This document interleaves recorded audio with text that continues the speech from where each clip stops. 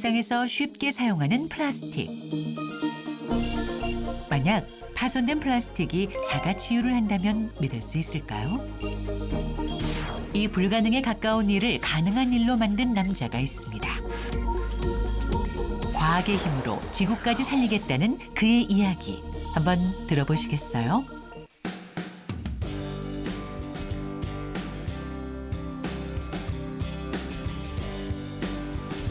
울산 중구에 위치한 한 연구원.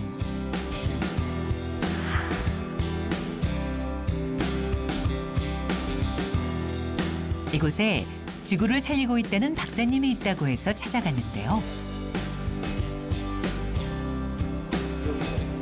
이곳은 그의 연구실.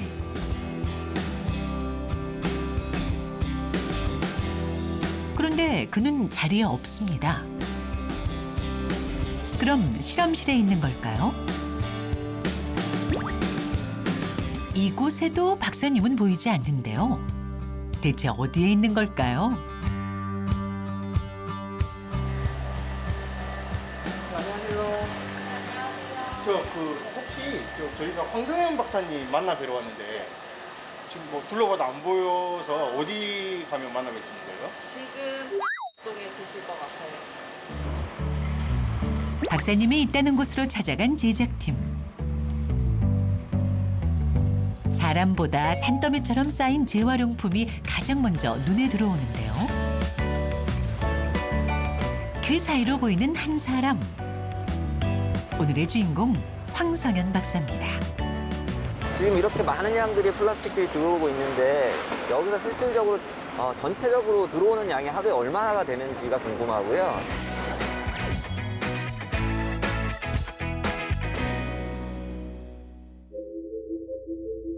환경부에 따르면 2018년 기준 우리나라 플라스틱 배출량은 해마다 늘어 하루에 무려 약 6,400톤. 환경의 문제를 넘어 생명을 위협하는 지경에 이르렀습니다. 수거되는 플라스틱은 그 재질에 따라 분류, 압축 후 일부는 수출용으로 만들어진다는데요. 그렇다면 모든 플라스틱은 재활용이 가능한 걸까요? 정확하게 얘기하면 플라스틱을 재활용한다는 개념은 연료로 쓰는 것이 아니라 쓴 것들을 다시 원상태로 가치 있게 쓸 수 있게끔 만들어줘야 재활용이 되는 건데 이렇게 음식물들이 많이 묻어있는 것들이 있잖아요. 이런 음식물들이 많이 묻어있는 것들 자체는 원상태로 재활용을 하기는 굉장히 어려운 부분이 있어서요. 이런 것들은 전부 다 소각 처리를 하는, 그러니까 연료용으로 쓰거나 이렇게 여러 가지 다양한 용도로 쓸 수밖에 없어요. 소각밖에 답이 없는 거예요.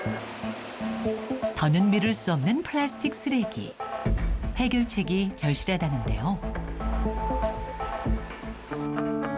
인류 모두의 숙제를 풀기 위해 황 박사는 2016년부터 연구를 진행해 왔답니다.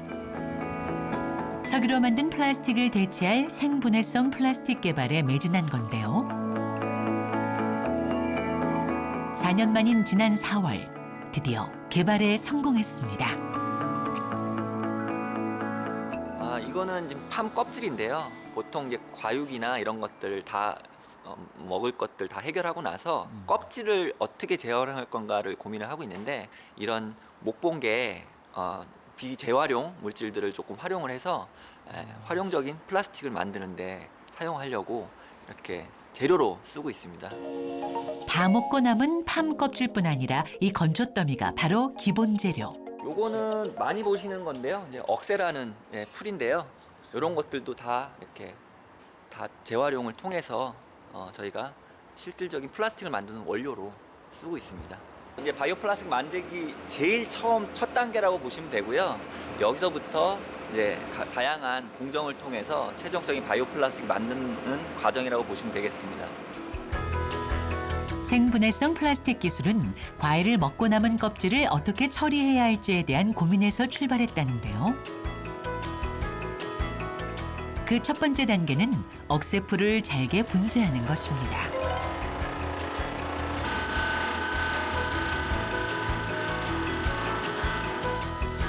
이후 에어펌프로 다음 시설로 넘긴 뒤 물과 고온, 고압 처리 공정을 거치면 당성분의 원액을 추출할 수 있는데요. 고농도 농축 과정을 거쳐 생분해성 플라스틱에 적합한 당원액을 얻어냅니다. 이 원액 추출에도 황 박사 팀만의 특별한 기술이 있다고 하는데요. 일반적인 프로세스는 이제 그런 독한 용매를 많이 써서 이거를 쪄서 뭐 이렇게 빼내는 작업들을 독한 황산 같은 용매를 많이 사용을 하는데요. 본 과정은 이제 물로만 이용하는 과정이기 때문에 이 공정 자체도 굉장히 친환경적인 공법입니다. 연구원님 당 갖고 왔거든요. 이제 원료 좀 만들어 주세요. 이 당 원액은 다시 재가공의 단계를 거치는데요. 이거는 바이오 플라스틱을 만들기 위한 미생물입니다. 미생물이요? 네. 인큐베이터에서 키운 진 미생물이고요. 이걸로 이제 발효를 시켜서 바이오 플라스틱 분해하는 원료를 만들 수 있는 거죠.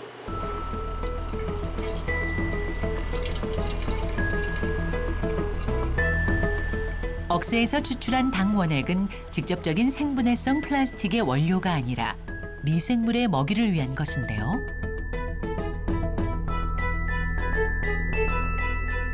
이 당 원액을 먹고 나온 미생물의 배설물이 플라스틱의 재료가 되는 것입니다. 이후 이 액체를 약 이틀 동안 발효 후 정제 과정을 거쳐야 비로소 첫 단계가 완성됩니다.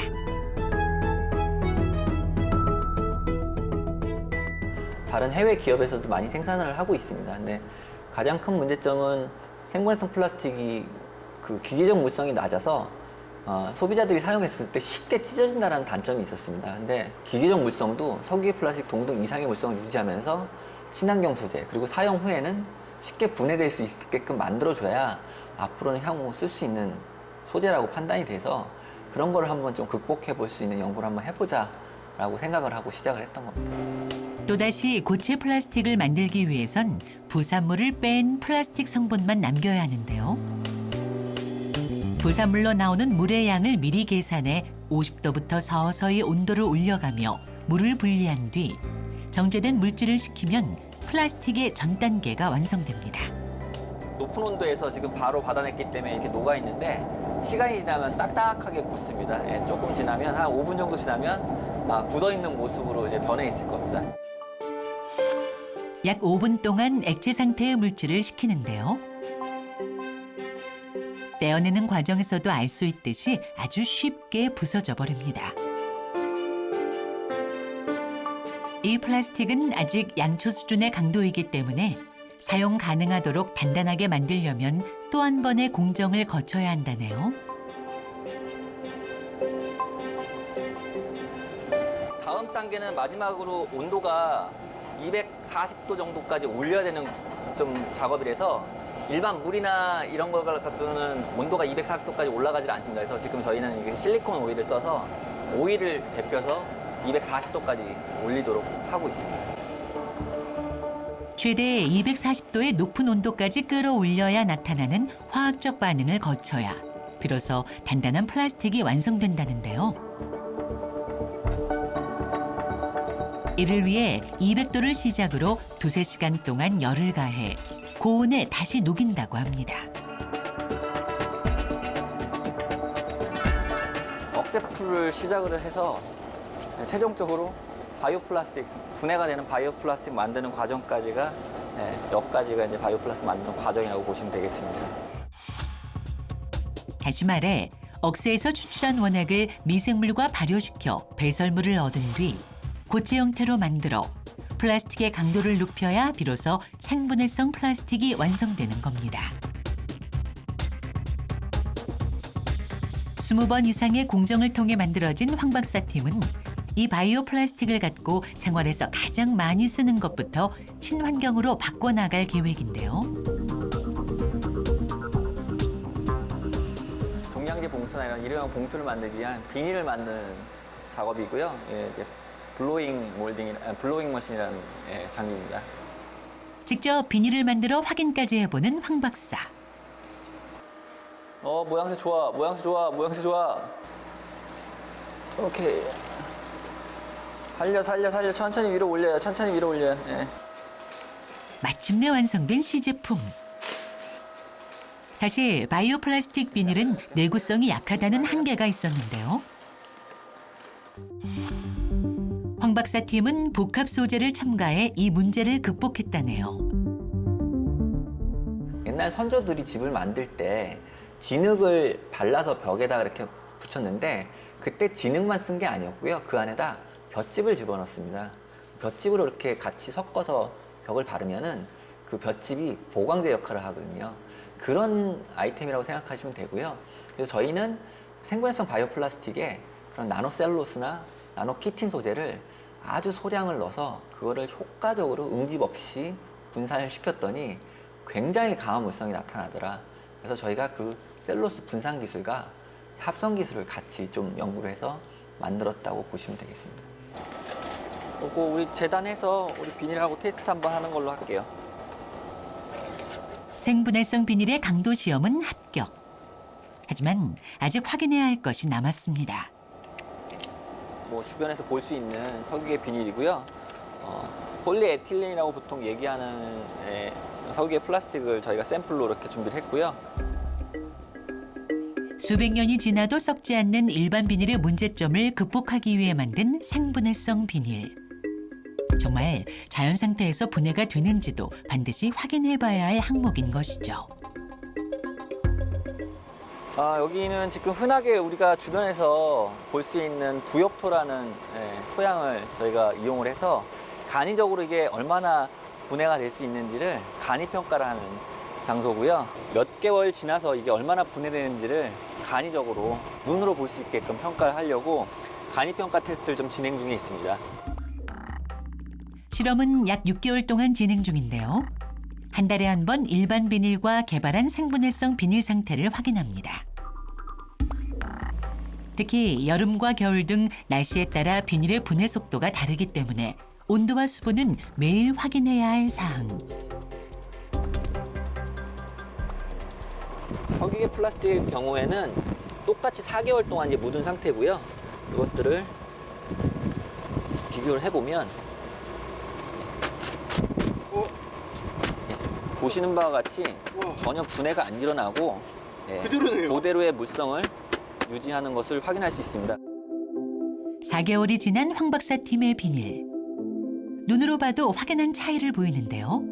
종이처럼 잘게 찢어지기까지 합니다.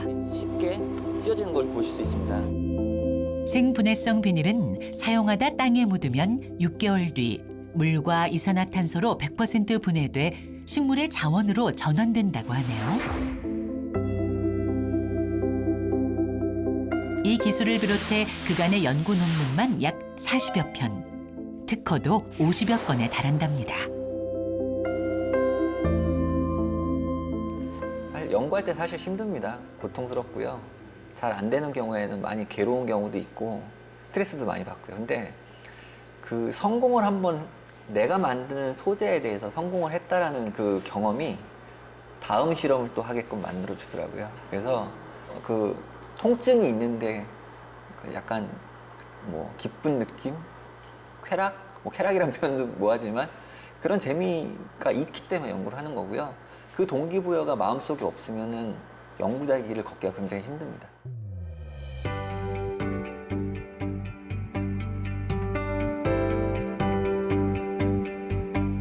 금요일 퇴근 시간을 그 누구보다 손꼽아 기다리는 한 사람, 바로 황성현 박사입니다. 오늘 금요일이니까 저도 이제 서울 집에 가서 가족들과 보내야 될 것 같아서요. 네, 가는 마음은 조금 급해집니다. 그래서 주말 부부로 산 지 올해로 7년째.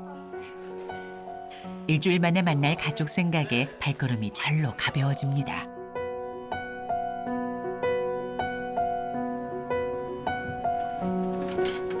서울로 가는 KTX 안. 자리를 잡자마자 그는 노트북을 먼저 꺼내는데요. 월요일 날 또 준비해야 될 게 있으니까 집에 가면 이제 애들하고 놀아줘야 되니까 가급적이면은 웬만한 거 정리하고 들어가려고 조금 하고 있습니다. 과학자이자 연구원을 이끄는 단장. 하지만 두 딸의 아빠로서의 역할도 다하기 위해 주어진 1분 1초의 시간도 아꼈습니다.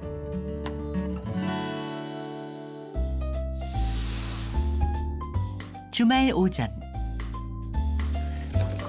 황성현 박사가 오는 날이면 꼭 하는 것, 바로 대청소인데요. 평소 돕지 못했던 미안함에 그가 발벗고 나섭니다. 많이 도와줘요. 청소도 자주 하고 주로 청소기는 주말에 많이 돌리고요.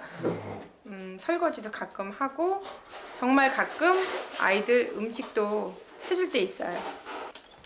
큰딸 청소 좀 할게. 큰딸 오늘 무슨 숙제야? 중학교 숙제야? 아니 영어학원 숙제인데 글쓰기 숙제. 고등학교 국어 선생님인 엄마를 쏙 닮은 큰딸은 언어의 재능을 보인다는데요. 화려한 수상 경력 사이로 보이는 이 물건의 정체는 바로 우리 집에 아미분이 두 분이 계십니다. 두 명이 있어요? 예. 누구예요? 큰딸 작은딸? 아, 큰딸이 여기 보다시피 아미고요. 예. 그다음 한 명은 저를 전체 지휘하고 계시는 아 진짜요? 네. 같이 보다 보니까 멋있는 친구들이더라고요. 아 그래요? 12시부터 아이돌 BTS 그게 있어요. 그래서 오늘 집사람하고 그 큰딸하고 그거 보기 위해서 열심히 지금 할 거 다 하고 그거 보기 위해서 지금 숙제를 열심히 하고 있는 거예요. 아침부터. 아이고. 다 이유가 있습니다. 아빠 잠깐만 문 열어줘요. 아빠 여기 잠깐만 청소 좀 할게요. 작은 딸은 BTS는 안 좋아하고요. 여기 작은 딸은 마마무를 좋아합니다. 여기 보시면 무봉이라고 응원할 때 흔드는 도구가 있고요. 예. 각자 서로 좋아하는 게 달라서 누구 좋아하지 언제? 물배. 문별이 좋아하잖아요. 문별이. 맛있어? 또 어디다 담아 먹는 거야 언제? 그 뭐야? 너 통 좀 갖다 줘, 아빠 좀.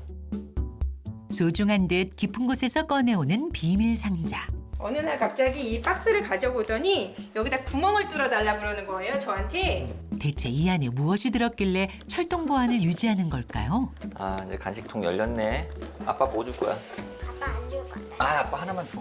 아 저기서 먹으면 되잖아.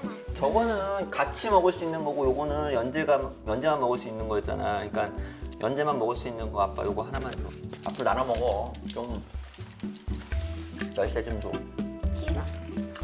싫어.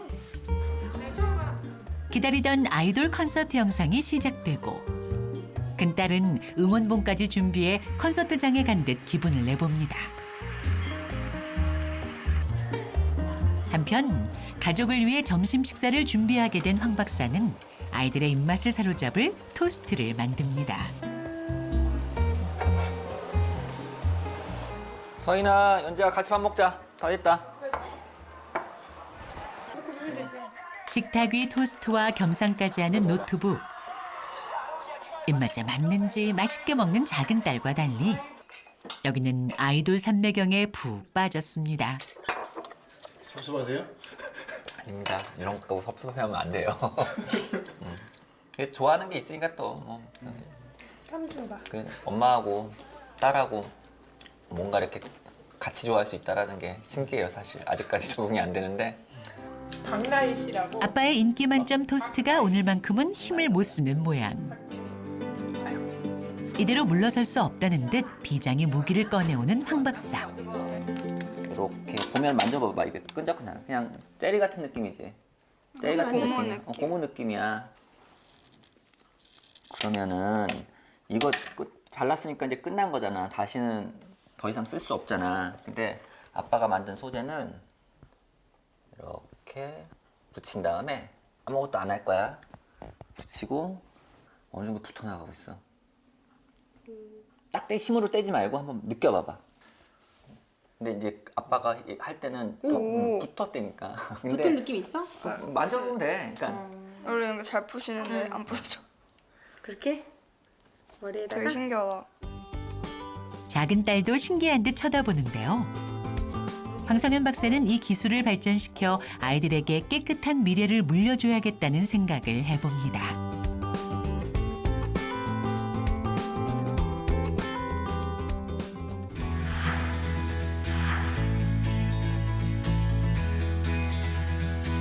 다음 날 연구소. 황 박사 팀은 요즘 생분해성 바이오 플라스틱뿐만 아니라 기능성 플라스틱도 만들고 있다는데요. 어제 가족에게 보여준 소재도 그중 하나입니다. 폴리올이고요. 보통 우레탄 만들 때 좀 기본이 되는 물질입니다. 운동화 바닥 소재인 우레탄에 특별한 재료가 더해져야 한다는데요. 이제 우레탄을 만들 수 있는 소재들을 지금 미리 이제 반응을 시켜놓은 상태에서 저희가 자가치유 기능을 갖고 있는 다이설파이드 본딩 모노머를 여기다 이제 집어넣어서 붙이는 작업을 하는 겁니다. 지난 2017년 황화합물에서 발견한 자가치유 기능을 결합해 새로운 소재를 만드는 데 성공한 황 박사 팀. 사실 황화합물은 원유 정제 공장에 산처럼 쌓여 있는 것으로 이 폐기물의 처리 방법을 고민하던 끝에 만들어낸 소재라고 합니다. 플라스틱처럼 만들기 위해 약 일주일 동안 건조시키면 자가치유 소재로 재탄생됩니다. 얇게 만든 필름으로 만든 자가치유 소재를 자르고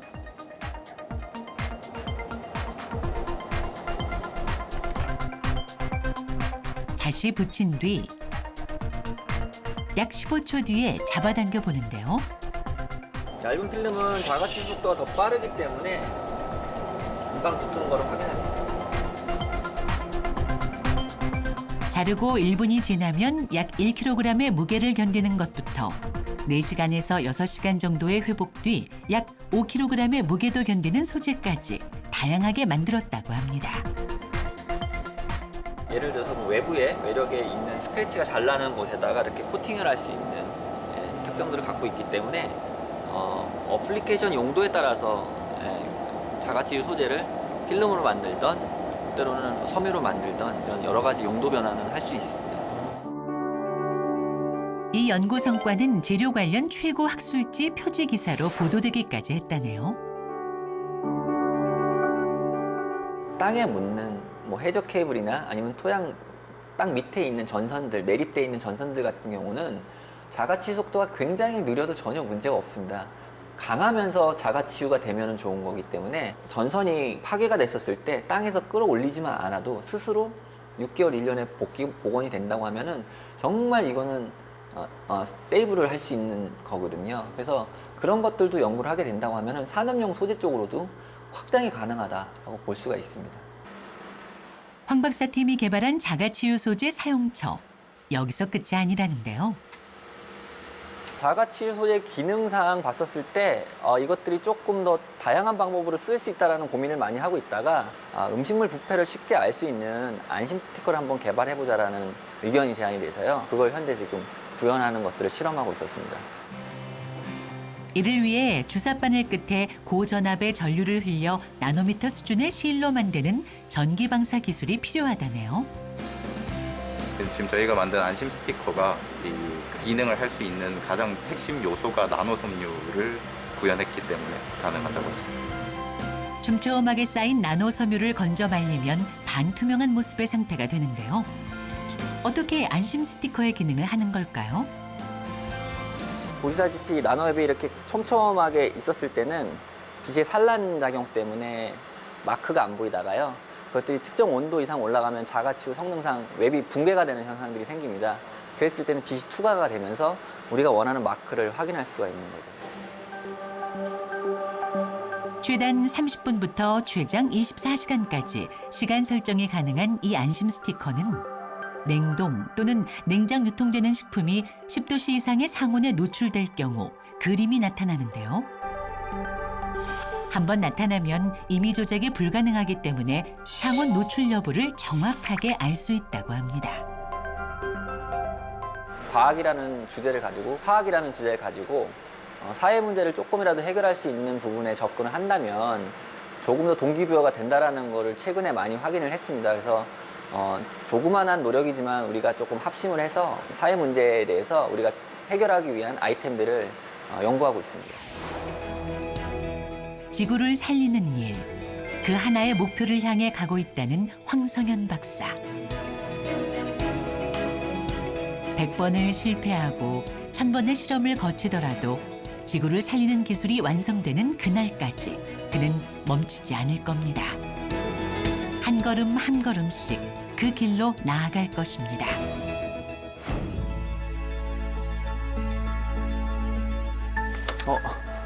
뭔가요? 선물입니다. 오.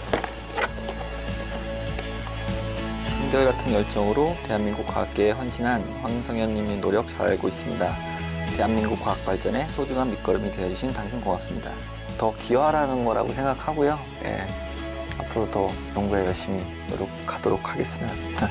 진심으로 감사드립니다.